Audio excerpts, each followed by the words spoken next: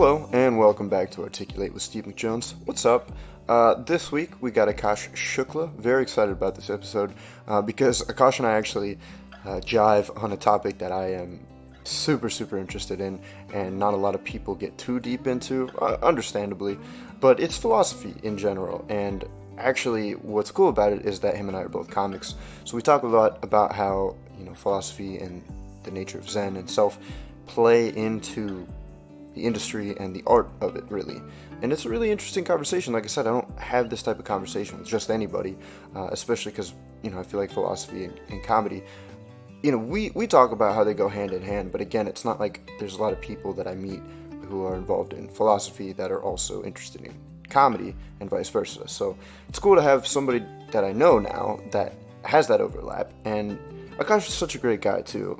He actually runs 2 Street now, and it's funny, you'll notice in this episode, he speaks in second person often, and it's just, I don't know why, I just edited this episode and noticed it, and it's just kind of funny. But I also do want to say that, I mean, this is kind of weird to say, but I don't know if it's just his personality that is reflective in a way, or whatever it is, but I see, he just started a podcast, and he's just wrapping up his final year of college, and I see a lot of myself in him, and it's just shared traits. He's very thoughtful, and he has these ideas about the world and about the comic scene, and you can see them change through his episodes so far that I've listened to. And even in this one, again, he takes time. He was also a little bit hungover, so he's a little slow to start out, but he also takes time to think about what he has to say, and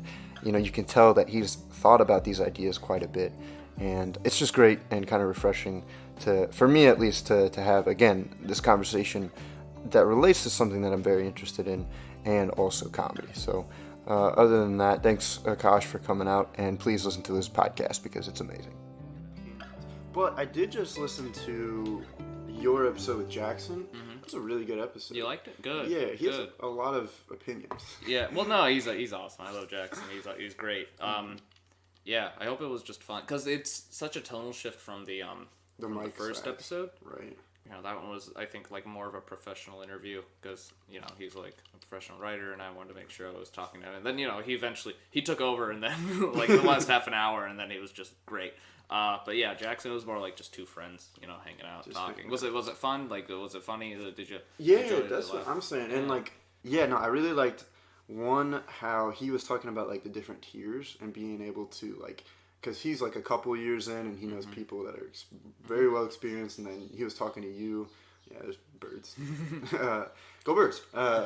But yeah, and then he was talking to you, and who we're both kind of starting out, and so it's really interesting to see his point of view about the different tiers of comedy. I also like how he said it was punk rock. He's like, that's what's punk rock about comedy. I'm like, you know what? Yeah, that's what it is. Well, it is though. No, it's very comedy when it's like at its best. It's like fighting back a little bit against the people who have power for whatever reason. Like, even if it's like the people who have just the tiniest bit of power. Do you know what I mean? Like the people who run rooms, or no, not even that. Like, not even run rooms. I don't know what I'm saying. People who make no, I know. Last night was too much fun for me. No, but it's like comedy is at its best when you're trying to be honest, I think. But at the same time, I love a good just fun time, just a good penis joke or whatever. Of course, for solid. But it's like I don't know. The best specials are the best comedic TV shows, comedic movies. It's whenever it's honest and has an element of truth. Has something to say through the lens of funny. But that shouldn't be confused with you don't want to be preachy. Do you know what I mean? You don't want to come out there and be like, I hate Republicans, I hate Democrats, I hate Trump, I hate. But there's no point to that. And a lot of the talk shows do it now, where it's just like politics, and to some extent they've always done that. But you don't want to just go out there and say, oh, Trump, his hair, right? And then everyone just claps for no reason. And it's like, it should be funny first. No. That's why I like Conan. Conan? Yeah. Really? Well, yeah, because with his talk show, it ended a little bit ago. Yeah. I don't know if you ever watched it or. I watched some clips. Yeah, like I online. Yeah. Really into it. But his show, I feel like he never stooped to that, and it's not even stooping. He just never did anything. He was like, I don't want to do politics because that's what other shows are doing, and I'll just be a little silly, but not silly to the point where it's like there's no substance. Right. You know what I mean? Like I feel like James Corden is probably more like that, where it's like, hey, look at me, I'm dancing, I'm singing and dancing, and it's like, okay, but we got celebrities in a car, but it's like singing their own songs. But it doesn't make any, I don't know, it doesn't make any sense to me. It's like, it's the monkey brain that's being entertained at that point. It's like, I know these people, yay! Yeah, I don't know, I can talk about. Absolutely. Well, so ladies and gentlemen, Akaash Shukla. Yeah. Way to get my last name. No, you're good. But that is kind of one thing that I would love to get into with you, because actually one of the first conversations we had was about like philosophy. It was like Seth Lerner, you and me, and we were talking about like Alan Watts, and you actually recommended that podcast episode with Alan Watts and that other Ramdas? Yeah, and I listened to it, man. And it's interesting because Ramdas, is that his name? Yeah, he's awesome. Yeah, he's amazing, but he takes like a very like he comes at it from like a religious almost standpoint, which is interesting to hear, because I don't write off religion at all. I don't know if I believe in it necessarily. That's why I'm here to talk to you about Jesus. Jesus Christ. Yeah, that's why I got invited on the podcast. But one of the things I've learned from listening to a lot of philosophy was there's this YouTube page called After School. Really interesting YouTube page. They like take famous clips from philosophers or public speakers, and they like draw out everything for you. It's like entertainment, but you also learn a lot. And there was one from a philosopher, I forget, it was either like Alan Watts or like Terence McKenna or somebody like that. But they were saying like in times of confusion and like chaos, like which happens quite a bit in just world history in general, there's a lot of things you know that have been proven to make an impact, I guess, whether it be for the good or the bad, obviously. And one of those things was having a platform to do like humor and telling truth through the humor that points things out in the hierarchy that are just weird or whack. You know, it's like, and that's almost why, I mean, stand-up comedy right now is getting a huge boom. But I mean, through the ages, there have always been like public speakers or people that have like even Alan Watts and Ram Dass, they have humor elements. Like, that's why I love them, because they're comical like, dude, elements. Ram Dass is like he's funny. Do you know what I mean? Like he's funny. Fucking I think Eckhart Tolle is another I don't know, not philosopher, but like I don't know, like spiritual teacher, I guess. Sure. Who they can always, because it's in that situation where you're giving people like very intimate advice and everything. There's tension. And then if you can make a joke and release that tension, like, of course it's gonna work. But they're great. They're like blowing your mind by like, you know how you think this way, and then in turn you think this way, and you're just like, how did you know that I think like that? And they're like, and then they just say like, well, why would you do that? And then it's like a simple question, and it's that release of tension, because you're like, you're right. Why would I think that way? I don't know. It's very interesting. To see how it plays into stand-up. So I did want to, before we get too deep into it, just kind of, if you could give us like a general idea of what your background, where you grew up, grew up, and maybe some of your influences along the way, and how you got to where you are now. It'd be cool. Yeah. Hello everyone. I'm Akaash. I'm an alcoholic. I'm an alcoholic. Yeah. Living in Philly currently. I'm doing stand-up. I'm from like the Allentown area. I'm from like a little farm town near there. I grew up there for all of my life, really, since I was like 5. Was it very like Pennsylvanian suburban type of background? Pennsylvania rural. Yeah. It was like a farm. Yeah, they called it Corn Cob High because it was just in the middle of a cornfield. But no, it wasn't that bad. It was So at what point did you see? I mean, so was comedy your first route into the arts, or were there some other? Okay. Yeah, comedy was it. I never did acting. I never did improv. I never did, any of that stuff. Sure. I would help my friends do movies and stuff before I started comedy. Like YouTube projects? Yeah, stuff like that. That's always fun. But I never really had any like too much interest in it. And then I think, I don't know, for some reason I just wanted to do, I think I always wanted to do stand-up in some way. Like, I never really had any interest in film, but I always wanted to do stand-up in some way. Was there somebody specifically, like, that you saw? Like, was there a point? I saw, I don't know, I was just getting really into stand-up. You know? Like, yeah, you have that phase. Yeah, you just, like, get into it, like, you just watch one and then another and then another and then another. And, like, I remember when I was, like, 11 watching Russell Peters specials on Netflix, and I was like, oh, okay, this is awesome. I remember watching, like, Carlin Pryor. Like, I would watch, like, documentaries on comedians, you know? Like Richard Pryor had, like, an hour special, and then I would watch, like, a documentary about, him. Yeah, I love Richard. We are gathered here today. That's just, like, Yeah. the perfect way to start out a fucking comedy. Like, he's awesome. any stand-up. He's so good. Yeah. But then I remember I got my wisdom teeth out, and I had nothing to do, because, you know, you're just incapacitated on Vicodin for, like, a couple of days. Sure. And during that time, the Judd Apatow's Garry Shandling documentary came out. Sure. And that was, I love Garry Shandling. Like, he's probably my favorite comedian. He's, like, on my Mount Rushmore. He's on there. Nice. But I remember watching that documentary, and I was like, oh, okay, he's awesome. He's the best. Yeah, he's the greatest. Because, like, it's just weird, because we were talking about, like, the spirituality or the Zen and StandUp, and he's very much that person. Like, he's very much, you know, you put in the work, and what you get out of it is stand-up, and stand-up is just a means, like, it's just a means of expressing who you are, like, not in this being, but as a being. Right, as one of the... as like a human. I think he's was very much that human. Yeah, I need to awesome. get into him. He's awesome. Yeah, watch his specials. Fucking the HBO. If you want to watch, like, I think it's a two-parter documentary on HBO. It's long as hell, but it's so good. It's so good. All right, no, I'm definitely into that, because I was actually watching the Ramdas. It was one of the after-school things, I think. Right.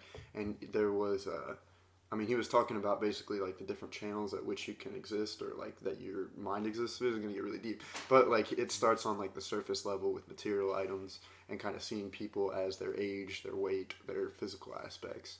And then he's like, the next switch is, like their moods. So if you wanted to, like, see people as, like, depressed or, like, angry or happy or embarrassed, like, and that's kind of a better way of seeing people a little bit based on, you know, what their actions kind of say, that, or even just the vibe that you feel from them.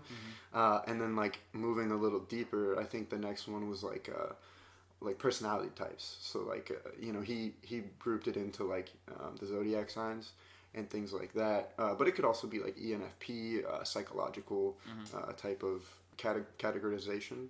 And then beyond that, then it's like finding, like, the soul in everybody and seeing that each soul is connected, and you're looking back at yourself. And then beyond that, it's just the void, whatever the void is. I don't know what the fuck. No, that's a little bit above my expertise on all that.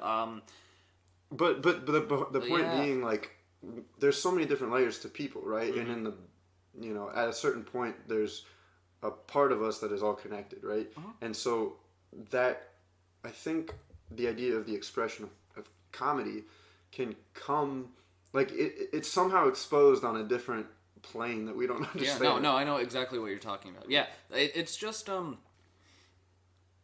everybody trying to, you know, like, express who they are as a person. Do you know what I mean? Like, and funny is the way you do that. When you're putting your own being out there, stand-up is the vessel for that. Stand-up is nothing but a vessel, except for a vessel to express who you are. And that goes, like, you should watch, Garry Shandling is on an episode of Comedians in Cars Getting Coffee. Oh, really? And they talk about, Robin Williams just died. And Seinfeld, he says, don't you just get sad when you think about that? And, like, think about the fact that Robin died and all that material that isn't coming out anymore because he died. And Garry Shandling's like, only you would get upset at the fact that a person just died and all that material isn't, you know, like, nobody's ever going to get to see it anymore. But no, it's there is a connection. I don't know exactly what it is. I think I need more time before I figure it out. But there is a connection between, like, all that Zen stuff and stand-up. I think it's, you know, it's like, everyone says stand-up is like boxing. Because when you're there, you're in that pocket. You know, when you're on stage, you're doing the thing. You just have to be. Yeah, in a sense. There's no you can't really fake it. You can't. Like if you can't rehearse it too pretend. much. Like you have to just be in that moment, and that's why so many. I think that's why so many comedians bomb, and I'm probably one of them because I'm so in my own head, getting the anxieties, and then you just need to make sure you're present. Like, dude, I have a job at Punchline, right? And there was a show recently, and there weren't many people there for the show, so it was a very like intimate stage, and people like I knew I was talking to another comic about this. I knew if there were a lot of open micers at that show, myself included, I probably would have been like, hey everybody, like you would come out onto the stage and start doing your set, very high energy, but you have to match where the crowd is. You can't, like, if they're like, yeah, happy to be here, like they don't want to laugh, you have to like be like, okay, I understand, there's like 9 people here, it's like it's a Wednesday night, nobody wants to be here, but let's try and have fun. And you kind of have to do that. You kind of have to show them that, and you can't tell them that, because otherwise it defeats the whole facade of stand-up. But there were people who went up and they were like very high energy, and it didn't work out. And then there was one comedian who went up, and they they addressed that, they brought it down, and they like told stories about their own like. He told actually stories about him doing open mics and like early shows, and then he ended it with like, hey, thank you for coming, because this was like a little small intimate set, but I'm happy that people showed up because it's better than have you read I was talking to somebody about it last night, have you read Falling Upward by Richard Rohr, I think? No, neither have I. No, but it's a book about, and Crashing was kind of based on this, which is a TV show by Pete Holmes. Yeah, you were talking about that. Yeah, I love that show. But it's essentially, people, when they view failure as negative thing. But, and we all do it. We all fail, but it's important to recognize, and in stand-up especially, like, you fail every night. For me, I failed more times than I've killed. Like, it's just a fact. Right. I don't know if I have killed. Yeah. But with every failure, you're just moving up a little bit. Yeah, dude, you're getting better at it. Like, it's just... Yeah, that's what it is. Like, it's, I was gonna relate a little bit on Thursday at Raven. There was a point where I came in. It was like the third half. Everybody's tired, and I came in and made like a joke in my third half. It was like a get me through this type of joke, like talking about it, and it like made everybody laugh. Good. And I did it right at the top. And then I felt that, like, in the moment, I, like, made a joke in the moment, and it killed. And then I felt there was, like, a split second where there was, like, okay, I could keep trying to run with this and, like, riff off of this. But then I was like, well, I'm here to do my jokes. And I fell back into my jokes, and then I absolutely bombed the rest of the set. Yeah, well, it's what we were talking about earlier, dude. You have to make sure you're relating to the audience. And that's the thing with your set. Well, not your set in particular, everybody's set. Fucking... You have to make sure, and that's why we try so many different jokes, because you have to make sure that the jokes that you have, it would be so great if they applied to 100% of the people you're doing jokes for, but most of the time, they won't. And so you have to make sure, I'm doing such and such set here, 12 a.m. in South Philly, versus, fucking a brunch set in North Philly. Like, they're two completely different crowds. And you have to make sure your jokes are going to just land differently. And when you don't want to make sure you know what I mean. I'm sorry. I'm very out of it. I apologize. But like, again, it's more about being in the present moment. Yes. Acknowledging that this is weird, that I'm just talking to a group of individuals, trying to make some reaction. I don't know if there's a scientific explanation for why we laugh. I don't know, like, neurologically, I don't think it makes sense. But no, I have a theory on that, actually. I sorry to interrupt. No, let's hear it. I think that it's I think it's an evolutionary thing. I think that because when you're nervous, you laugh, and it's the process of you literally bare your teeth, like ha ha ha. So it's like I think that there's some sort of like evolutionary reasoning, like when we were talking cavemen or some shit and fucking. I think I did research on it one time, and there was a point where laughter was almost an aggressive thing, actually, like where apes would like watch each other have sex or something, and just like, you know, like it's like the heavy breathing and like kind of like the normal ape thing. Yeah. Watch each other have sex. Yeah. No, yeah, I think it because again, it's breaking that tension. So of course it's a nervous reaction. To whatever's going on, because it's like, oh, ha, ha, ha, you know, like everything's normal. It's a release of whatever anxieties are going on at the moment, especially when you're watching someone's set. That's why, yeah, that's why, dude. Like sometimes the best thing is when a comedian is bombing and they're like, well, I'm never using this tape. Like I'm never listening to this. Like it's like, okay, yeah, we can all relate to this. We're on the same level. That's all it is, dude. You're just trying to relate to everyone. I think that's what a part of stand-up is. You're just trying to make sure you're coming down to people's level or coming up to people's levels sometimes. Sure. And then making sure like, hey, what the fuck are we doing here? Why are we here? But we're all in the same, you know, metaphorical situation. Yeah, metaphorical bowl of watching each other have sex like apes. I don't know.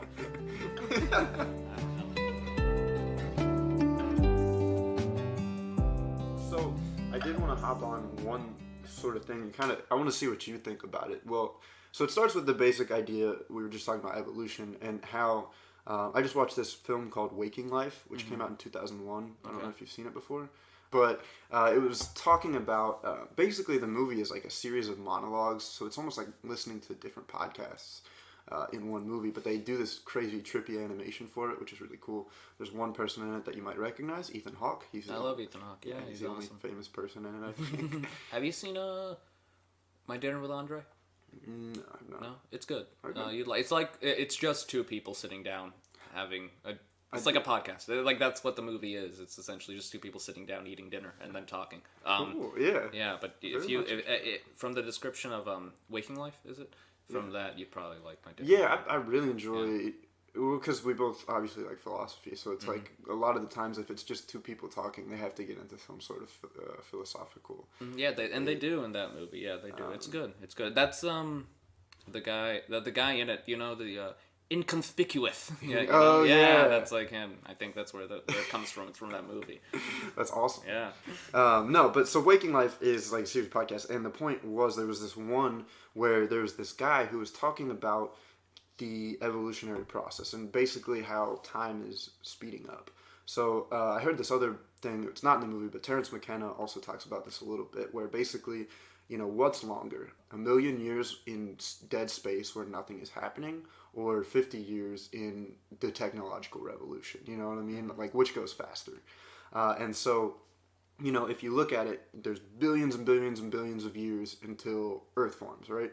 And then Earth forms, and it takes millions and millions of years until human life even comes around. Then human life comes around, it takes, you know, thousands of years until we develop an agricultural society. And then from there, it's like the Industrial Revolution, and now we're in this technological revolution. And his point was everything is going to start speeding up to the point where evolution happens in front of our eyes. And at that point, it's going to be a shift into almost like it's a cultural dimension that we haven't experienced before, where hopefully certain values like war, which we can already see is kind of dying off. Well, I mean, there's still war, obviously, but hopefully things that we as a society agree are just generally bad. You know, I think most people would agree that racism is bad, I think. And I can't speak most people. I can't speak for everybody. Don't speak for me. But yeah, and then moving forward, like truth and love and these things will become like the base, which is interesting because then those will be the flip side to another set of values, which would be interesting. So I think relating it to comedy, I think like you were talking about, that's why I love, you know, watching you and talking to you about comedy, is because I can see you trying to emulate those values. And thank you, man. I appreciate it. Yeah, absolutely.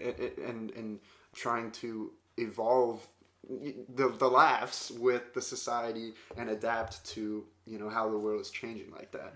And I think that's very, very important. And I'm very excited because, again, I think we're coming around the bend here on some new era that hasn't been explored before. And you know, nothing is, that's like every society, obviously, but again, it's like faster and faster, and I think it's only going to get quicker, and I'm excited to see how that plays out. I'm sure Terrence McKenna wasn't on mushrooms when he said that. No, of course not. Of course not.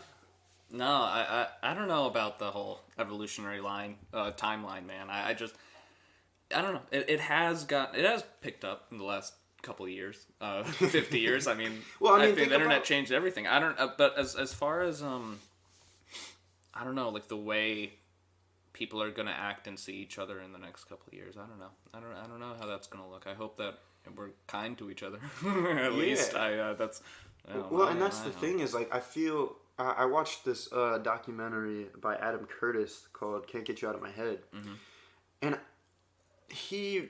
I don't know if this was necessarily his point, but the idea behind it was that each society had an idea of what they wanted to change society into for the better, right? So like in the 70s, they wanted the revolution to have equality, and there's always wars and maybe a different idea of political ideology. But now it's like nobody knows what would be best for us, and it's like what is our ideal vision of the future at this point? I don't think anybody would be able to agree on that. So it's we're in a state of confusion, and I think that's where comedians come in to just point out shit that looks weird to us, that we're confused, because people don't realize that we're confused a lot of time. Not a lot of people think about that. And it's just like, we're confused. What do you? Yeah, do you what's guys, going on? Like, why, dude? That's the thing. Whenever I'm on stage, sometimes I'll just go, "Where am I?" Like in the middle of my set, and nobody laughs, but I love it because it's like, dude, what are we doing? How did I get here on a Thursday night at 12 a.m.? Yeah. Like, it doesn't. Nothing makes sense, and so I express that with, "Where am I? What's going on? How did I get here?" Yeah. And nobody thinks it's funny, but I'm like, this is the universal thing that we're all experiencing. Nobody knows what the fuck's going on. Yeah. So, yes, well, and I guess, I mean, that's basically the end of the thought, but, like, with all that in mind, and, I mean, your comic experience so far, do you have, like, a vision of maybe, like, the types of messages? Is it more about that Zen nature of things that you're trying to convey on stage, or are you kind of just doing it? I'm just trying to let everyone know what my penis looks like. Yeah, that's true. No, I think, I can't speak for the subject matter. I think that's going to be different for everybody. If you feel like you have something to say, then, it's going to be funny, I hope, depending on, whoever says it and whoever values whatever they're saying. Sure. In terms of how it gets out there, I don't know if, I think stand-up is going to be a thing, 20 years from now, whenever we're still fucking grinding it out. Yeah. I hope that it survives the way it is now, if that makes sense. Because, everything, and I talked about it on my podcast, Just Another Excuse. You can check it out on Spotify. It's going to be different because I think it's going to be quicker. Like, I don't know how many people go out for stand-up anymore, go out for shows anymore. Like, everyone just, I feel like they're okay watching The Office 1,000 times and then watching TikTok, That's how people get their serotonin fix for laughs. Like, they just watch me, like, what's comfortable 30-second little blurbs on the internet, and then they have memes. And so people don't need to go out of their house to have that experience anymore. They kind of just have it at home. And so, my concern is with the way 5 years from now how a special is going to look. Because did you watch Andrew Schultz's special? I saw his show on Netflix, but I haven't seen his special at all. Well, that's I think the one where he's just talking to a camera. Yeah. That's like, that may be where it's heading.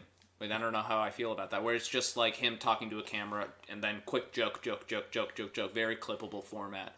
Then you can just plug it online and people can share it that way or something. Because people's attention spans are just so much shorter now. I agree in some senses. Okay. However, I think you're not, well, I don't know, necessarily, I think we should give the benefit of the doubt that maybe there's, first of all, that was mid-COVID, right? That was right after the thing of COVID.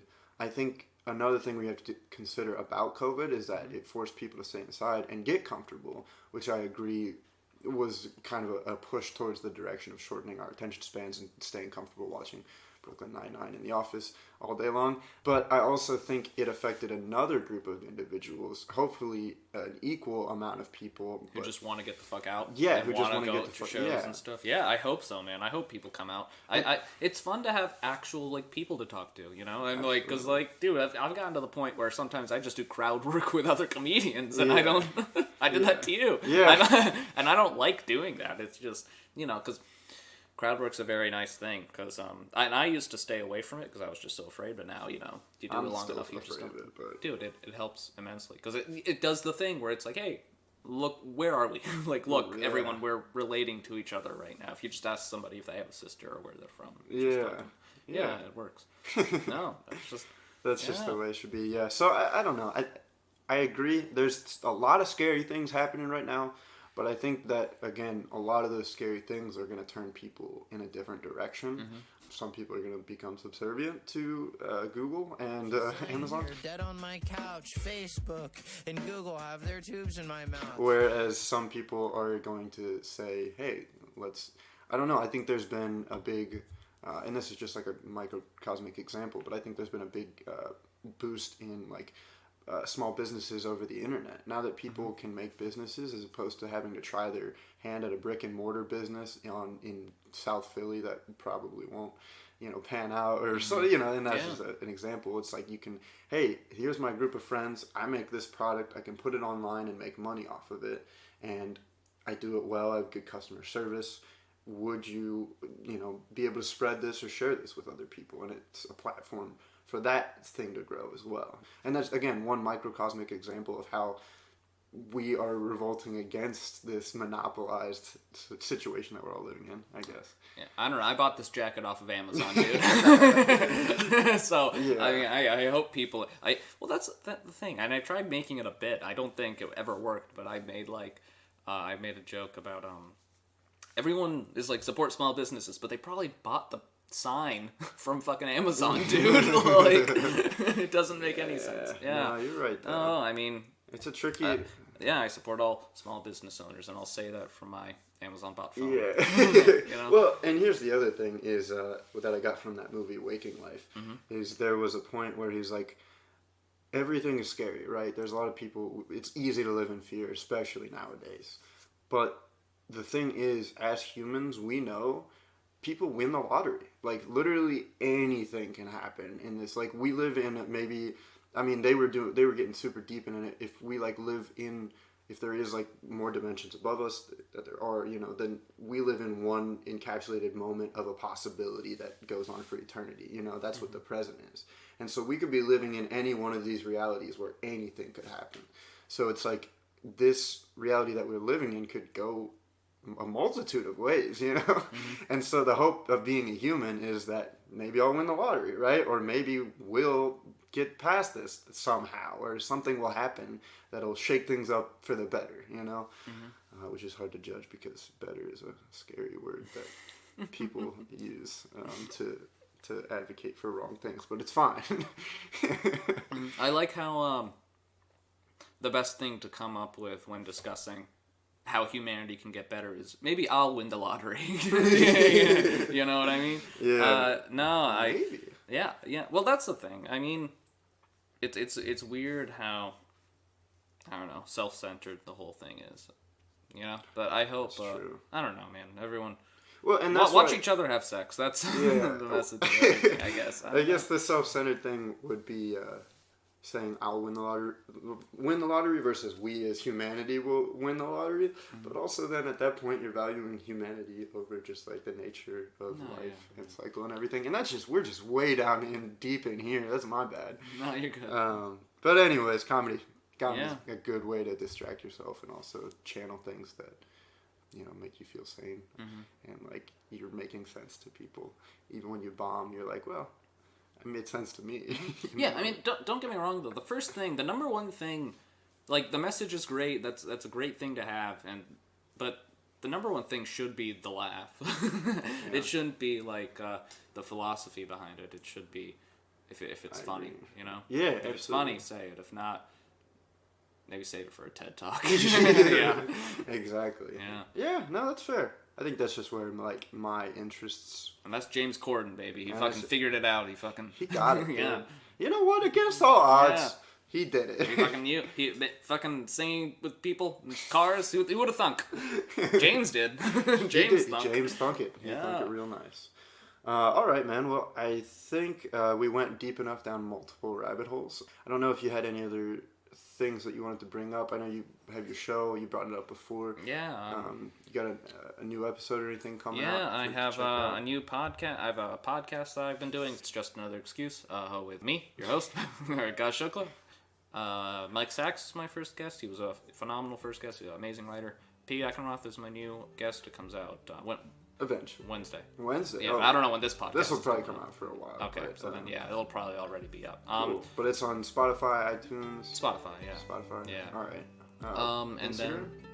What's your Instagram? Oh, sorry. Akaash.Shukla is my Instagram. And then I host an open mic every Tuesday at 2 Street in South Philly. So come out to that. And you can see me there, too. Yeah, you can see everyone there. And come out, do some jokes. Fucking talk about philosophy or it's dicks. funny. Yeah, or penis. Or watch everyone have sex. Watch each other have sex like apes. All right, man. Well, I think that's good. I appreciate you coming out. Thank you for having me. Apes having sex with each other. It's my favorite thing to watch. It's actually my new kink now after this episode. But thanks again, Akaash, for coming out here and opening up to, again, a topic that I do get really into, and I appreciate you being you. I also hope that you don't think it was weird that I said I see a lot of myself in you, because it's not even that. It's when I was listening to the intro, and I was just like, yeah, it's just shared traits, and then I go into how you're really thoughtful and articulate, and I'm like, yeah, that's me. Anyways, thanks again, Akaash, for letting me project onto you. And no, seriously, you're a really cool guy. Everybody loves you, and I love you. Well, that was sudden. This is fun. This is good, right? Anyways, thanks again. Appreciate you guys listening. I hope you all have a great week, and thank you. I love you. Amen. Okay, bye.